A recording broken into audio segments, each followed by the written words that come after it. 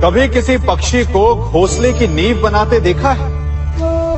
अथक परिश्रम करके तिनका तिनका बिटोर कर वो पक्षी अपना घोंसला बनाता है, अपनी संतान के लिए एक सुरक्षित घर बनाता है।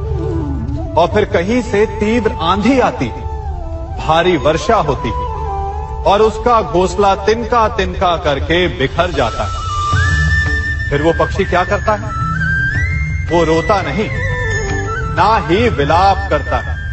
वो बिना विलंब करे फिर से अपना घोंसला बनाना प्रारंभ कर देता है और सफलता पाता है। फिर हम क्यों छोटी छोटी असफलता से भयभीत होकर परिश्रम करना छोड़ देते हैं? एक बात सदा स्मरण रखिएगा, हर वृक्ष कुल्हाड़ी की एक मार से नीचे नहीं गिरता, हर चट्टान घन के एक प्रहार से नहीं टूटती। सफलता पाने के लिए अनावरत परिश्रम करना ही मात्र एक मार्ग है। क्या कर रहा हूं मैं? दर्पण में देख रहा हूं। आप लोग भी प्रतिदिन देखते होंगे, परंतु प्रतिदिन अपना मुख देखने के बाद भी उस पर लिखी एक बड़ी सीख देखना भूल जाते हैं। अब आप कहेंगे कैसी सीख? तो जाइए, एक बार फिर से दर्पण के सामने जाइए और मुख खोलकर देखिए, क्या दिखेगा? दंत पंक्ति और जीभा, है ना? अब विचार कीजिए, दंत जन्म के पश्चात आते, एक नहीं 2 बार आते, परंतु मृत्यु से पूर्व नष्ट हो जाते हैं। और जीभा जन्म पहले से होती है, परंतु मनुष्य के मृत्यु के पश्चात भी उसके अस्तित्व में रहती है ना आश्चर्य की बात? दंत कठोर होते हैं, जीभा कोमल, परंतु फिर भी दंत नष्ट हो जाते हैं, जीभा नहीं होती। यही रहस्य है कि हठी और कठोर लोग शीघ्र नष्ट होते हैं और कोमल लचीले आवश्यकता के अनुसार स्वयं में परिवर्तन ला सकने में सक्षम लोगों का ही अस्तित्व रहता है।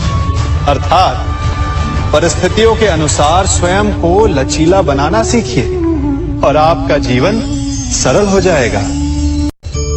स्वीकारण, सत्य का स्वीकारण मनुष्य के लिए बहुत ही महत्वपूर्ण है।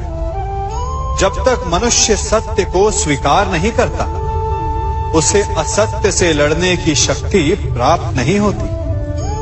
जब आप भोजन करते हैं तो क्या होता है? आपका पेट स्वीकारता है कि वो भर चुका है और आप भोजन करना बंद कर देते हैं। जब आपको निद्रा आती है तो क्या होता है? आपका मन स्वीकारता है कि आपका शरीर थक चुका है और उसे विश्राम की आवश्यकता है। उसी प्रकार जब आपको किसी व्यसन को रोकना हो तो आपको स्वीकारना पड़ता है कि बहुत हो चुका, चाहे वो लालच हो या मदिरापान। उस व्यसन का त्यागना तभी प्रारंभ होता है जब आप ये स्वीकार कर लेते हैं कि आप उस व्यसन के बंधक हैं। हम में से ऐसा कोई नहीं जिनकी परछाई उनसे दूर रहती। हमारी परछाई सदैव हमारे साथ रहती है।